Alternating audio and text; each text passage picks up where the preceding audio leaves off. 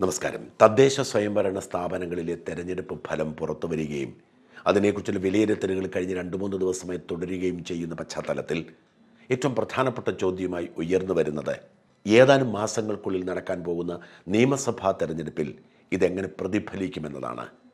LDFിൻ്റെ തുടർ ഭരണം എന്ന പ്രതീക്ഷ ഏതാണ്ട് പൂർണ്ണമായും നഷ്ടപ്പെടുന്ന ഫലമാണ് ഇപ്പോൾ പുറത്തു വരുന്നത് എന്ന് തന്നെയാണ് റിപ്പോർട്ടുകളും വിലയിരുത്തലുകളും.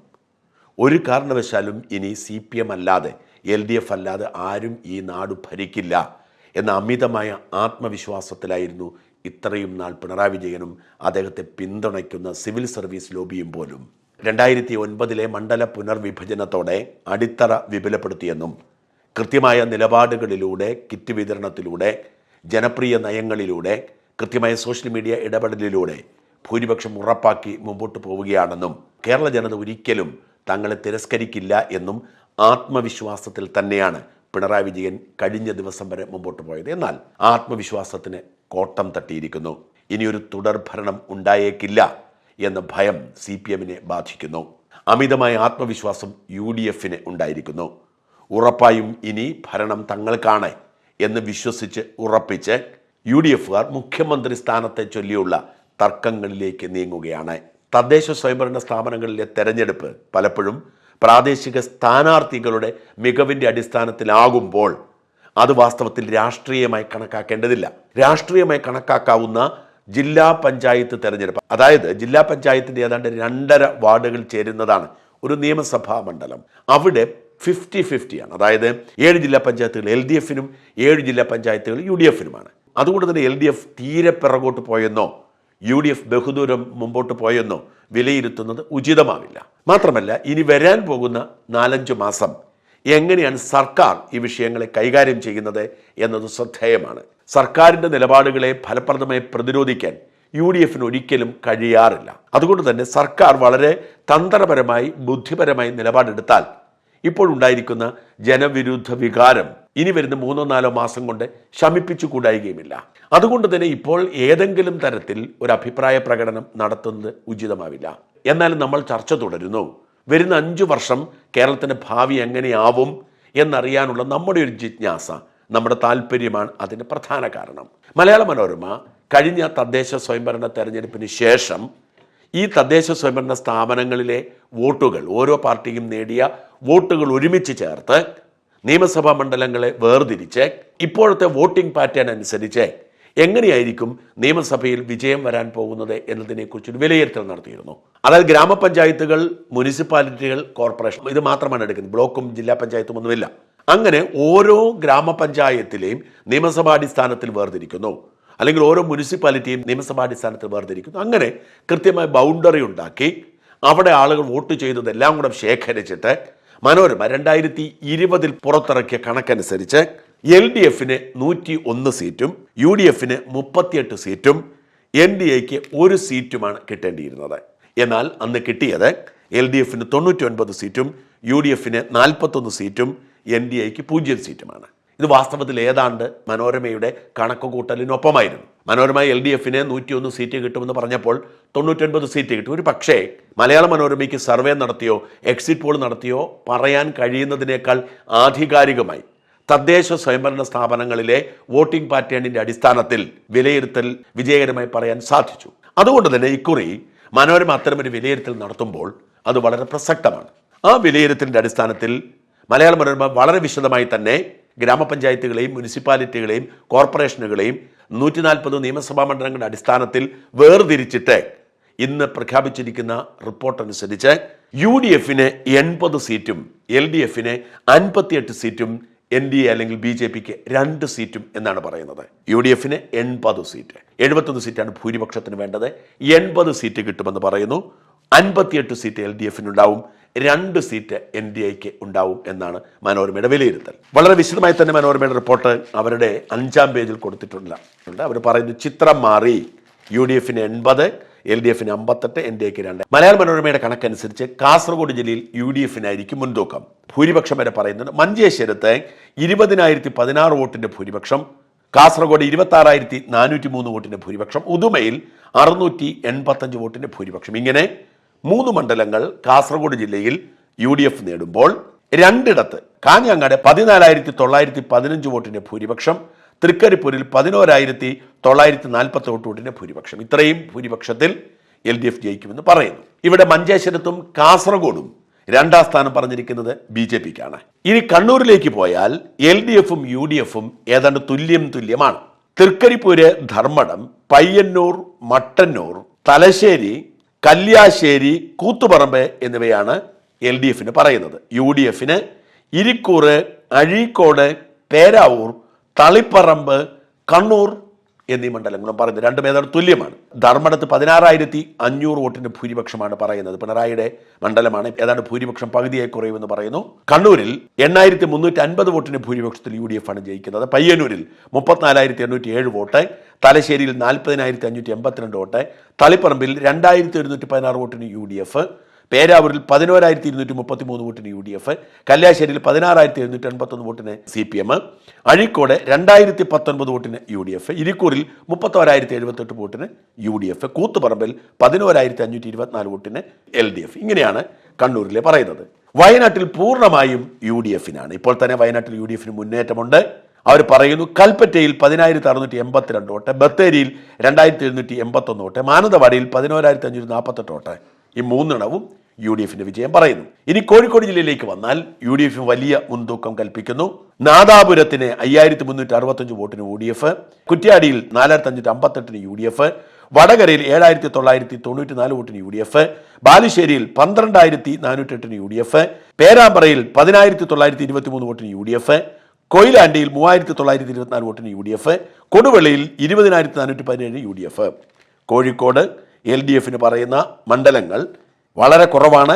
Elathur 5,938 vote, Kozhikode north 5,001 vote. ഇത്രയുമാണ് കോഴിക്കോട് LDFിന് പറയുന്നത്. കോഴിക്കോട് സൗത്ത് 8,192 വോട്ടിന് UDF, തിരുവമ്പാടി 24,197 UDF, കുന്നമംഗലം 12,685 വോട്ടിന് UDF. വലിയ ഭൂരിപക്ഷമാണ് കോഴിക്കോട് ജില്ലയിൽ UDFിന് പറയുന്നത്. വാസ്തവത്തിൽ UDFിന് വളരെ കുറവാണ് ഇക്കുറിയെന്ന് ഓർക്കണം. കോഴിക്കോട് കോർപ്പറേഷൻ LDFിനാന്ന് ഓർക്കണം. തീർന്നില്ല. ബേപ്പൂരിൽ 1,340 വോട്ടിന് കഷ്ടി LDF ജയിക്കുമെന്ന് പറയുന്നുണ്ട്. 1,300, അതായത് നമ്മുടെ മുഹമ്മദ് റിയാസിന്റെ മണ്ഡലത്തിൽ 1,340 വോട്ടാണ് പറയുന്നത്. ഇനി മലപ്പുറം ജില്ലയിലേക്ക് പോയാൽ LDFിന് വോട്ടേ ഇല്ല എന്ന് പറയുന്നതാവും ഉചിതം. താനൂരിൽ 16,763, മങ്കടയിൽ 31,676, വേങ്ങരയിൽ 40,873, പൊന്നാനിയിൽ 1,278, നിലമ്പൂരിൽ 19,269, വണ്ടൂരിൽ 28,365, കോട്ടക്കലിൽ 29,030, ഏറനാട് 23,104, കൊണ്ടോട്ടി 27,377, വള്ളിക്കൊന്ന് 32,296, തിരൂരങ്ങാടി 34,379, മലപ്പുറം 41,838, തവനൂർ 9,492, പെരിന്തൽമണ്ണ 16,833, തിരൂർ 32,653, മഞ്ചേരി 33,451. എന്ന് വെച്ചാൽ മലപ്പുറം ജില്ലയിൽ എല്ലാ മണ്ഡലങ്ങളിലും മൃഗീയ ഭൂരിപക്ഷത്തിൽ UDF ജയിക്കും. ലീഗാണ് മിക്ക സ്ഥലങ്ങളിലും. പൊന്നാനി പോലും UDF ജയിക്കുമെന്നാണ് പറയുന്നത്. ഇനി പാലക്കാട്ടേക്ക് പോയാൽ LDFിന്റെ മുൻതൂക്കമാണ്. പാലക്കാട് 5,939 വോട്ടിന് UDF. ഇപ്പോൾ ഏതാണ്ട് 18,000 വോട്ടിന് ജയിച്ചതാണ്. അത് കുറയും, 5,939 എട്ടോ. അതുപോലെ തൃത്താലയിൽ 6,321 വോട്ടിന് ജയിക്കും. ഇത്രയുമാണ് പാലക്കാട് UDFിന്. പട്ടാമ്പിയിൽ 10,141 വോട്ടിനും UDF ജയിക്കും. മണ്ണാർക്കാട് 16,854 വോട്ടിനും ജയിക്കും. ബാക്കിയെല്ലാം LDF ആണ്. Malampuzha 21,652 vote, Kongad 6,361 vote, Alathur 18,227 vote, Chittur 6,235 vote, Nenmara 11,428 vote, Tarur 8,047 vote, Shoranur 23,149 vote, Ottapalam 15,379 vote. തൃശ്ശൂരിലും LDFിന്റെ തേർവാഴ്ചയാണ് മനോരമയുടെ കണക്ക്. അതായത് അവർ തദ്ദേശ സ്വയംഭരണ സ്ഥാപനത്തെ ഫലം അനുസരിച്ചാണ്. തൃശ്ശൂരിൽ 2 സീറ്റ് മാത്രമേ UDFിന് വിജയം പറയുന്നുള്ളൂ. ഒന്ന് തൃശ്ശൂരാണ്, 9,966 വോട്ട്, മറ്റൊന്ന് ചാലക്കുടിയാണ്, 11,882 വോട്ട്. ബാക്കിയെല്ലാം LDF ആണ്. നാട്ടിക 4,706, ഗുരുവായൂർ 1,281, മണലൂർ 8,631, കുന്നംകുളം 12,418, വടക്കാഞ്ചേരി 1,146, ചേലക്കര 9,040, കൊടുങ്ങല്ലൂർ 9,804, കയ്പമംഗലം 18,696, ഇരിങ്ങാലക്കട 6,688, പുതുക്കാട് 9,753, ഒല്ലൂർ 1,466. ഇത്രയുമാണ് LDFിന്റെ സ്ഥലം. ഇവിടെ പലയിടങ്ങളിലും കഴിഞ്ഞ ലോക്സഭാ തെരഞ്ഞെടുപ്പിൽ സുരേഷ് ഗോപി ജയിച്ച ലോക്സഭാ തെരഞ്ഞെടുപ്പിൽ BJP ആയിരുന്നു പല നിയമസഭാ മണ്ഡലങ്ങളിൽ ഒന്നാമത്. എന്നാൽ മനോരമയുടെ കണക്കനുസരിച്ച് BJP മൂന്നാമതാണ് എല്ലായിടത്തും തന്നെ. ഇനി നമുക്ക് എറണാകുളം ജില്ലയിലേക്ക് വരാം. എറണാകുളം ജില്ലയിൽ സമ്പൂർണ്ണ UDF ആധിപത്യമാണ്. അതായത് മലപ്പുറത്തേതുപോലെ തന്നെ UDF മാത്രമാണ് ജയിക്കുന്നത്. അങ്കമാലി 12,249, ആലുവ 11,849, തൃക്കാക്കര 10,293, എറണാകുളം 10,384, തൃപ്പൂണിത്തറ 243.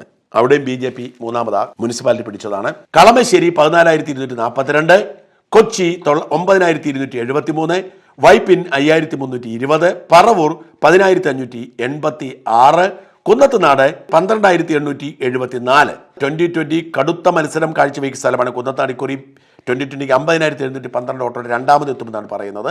കുന്നത്തുനാട് 12,874 വോട്ടിന്റെ ഭൂരിപക്ഷത്തിൽ UDF ജയിക്കുമെന്ന് പറഞ്ഞു. പെരുമ്പാവൂർ 11,876, പിറവം 12,714, മൂവാറ്റുപുഴ 14,487, കോതമംഗലം 14,137. ഇത്രയുമാണ്. അതായത് എല്ലാ മണ്ഡലങ്ങളിലും UDF ആയിരിക്കും ജയിക്കുമെന്ന് പറയുന്നു. ഇടുക്കിയിൽ കുറച്ച് സീറ്റേ ഉള്ളൂ, അവിടെ UDFന്റെ മുൻതൂക്കമാണ്. തൊടുപുഴ 17,848, ദേവികുളം 5,423, ഇടുക്കി 15,750, പീരിമേട് 6,124. LDF ജയിക്കുന്ന ഉടുമ്പൻചോലയാണ് 5,629. കോട്ടയം ജില്ലയിലും UDFനാണ് മുൻതൂക്കം പറയുന്നത്. LDFന് 3 മണ്ഡലങ്ങളാണ് പറഞ്ഞിരിക്കുന്നത്. കോട്ടയത്ത് പാല 1,518, വൈക്കം 2,238, കാഞ്ഞിരപ്പള്ളി 6,083. ഈ 3 മണ്ഡലങ്ങളാണ്. ബാക്കിയെല്ലാം UDF ആണ്. കടുത്തുരുത്ത് 2,480, ഏറ്റുമാനൂർ 1,331, കോട്ടയം 4,202, പുതുപ്പള്ളി 14,290, ചങ്ങനാശ്ശേരി 1,190, പൂഞ്ഞാർ 4,321. ഇനി ആലപ്പുഴ ജില്ലയാണ്. ആലപ്പുഴയിൽ LDFന്റെ മുന്നേറ്റമാണ്. അരൂരും ഹരിപ്പാടും മാത്രമാണ് UDF പറഞ്ഞിരിക്കുന്നത്. അരൂരിൽ 525 വോട്ടിന് UDF ജയിക്കുമ്പോൾ ഹരിപ്പാട് 4,238 വോട്ടിനാണ് UDF പറയുന്നത്. ബാക്കി നോക്കുക.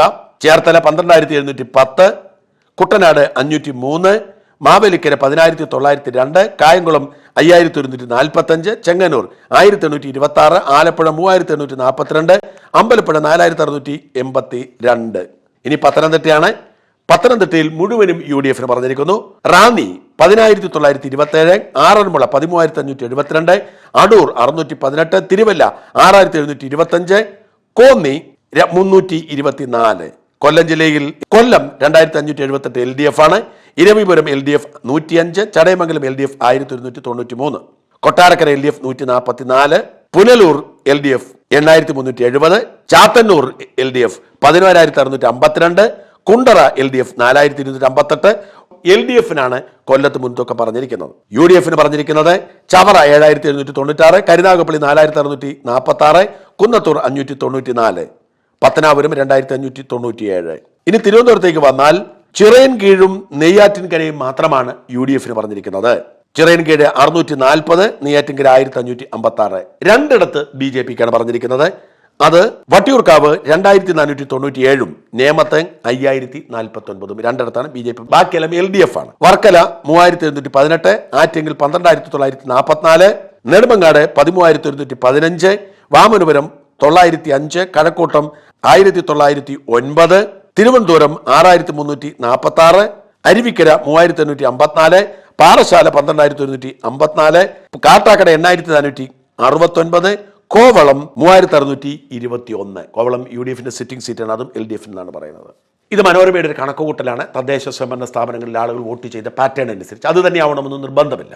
പക്ഷെ ഇവിടെ ശ്രദ്ധിക്കേണ്ട കാര്യം UDF ജയിക്കുന്നിടത്തൊക്കെ, ഉദാഹരണത്തിന് മലപ്പുറത്തും എറണാകുളത്തും വലിയ ഭൂരിപക്ഷത്തിലാണ് ജയം ഉറപ്പാക്കുന്നതെങ്കിൽ LDFന്റെ ഭൂരിപക്ഷം വളരെ കുറവാണ് എന്നതാണ്. ഇതെല്ലാം ഊഹാപോഹങ്ങളാണ്. ജനങ്ങൾ ഇനിയും വോട്ട് ചെയ്യാനിരിക്കുന്നതേ ഉള്ളൂ. ഈ സൂചന വാസ്തവത്തിൽ കേരളം എങ്ങനെ ചിന്തിക്കുന്നു എന്നതിൻ്റെ തെളിവാണ്. BJPക്ക് 2 സീറ്റാണ് പറഞ്ഞിരിക്കുന്നത്. പക്ഷേ BJP നേതൃത്വം പറയുന്നത് കുറഞ്ഞത് 10 സീറ്റ് നേടും. അതിൽ 5 എണ്ണവും തിരുവനന്തപുരത്തുനിന്നാവുമെന്നാണ്.